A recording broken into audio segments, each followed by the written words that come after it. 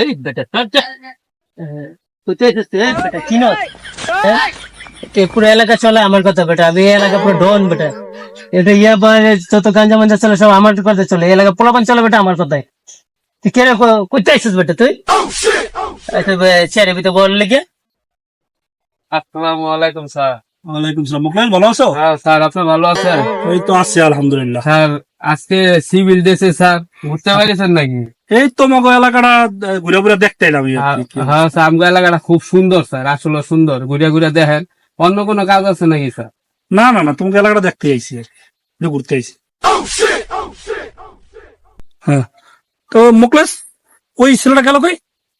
হ্যাঁ, স্যার এই যে স্যার মাফ করে দেন স্যার, স্যার মাফ করে দেন। তুই বলে এলাকার ডন, তুই বলে এলাকা বাবার দিলা, তো তোর আমি খুঁজতেছিলাম। সিভিলাইজেশন ধরে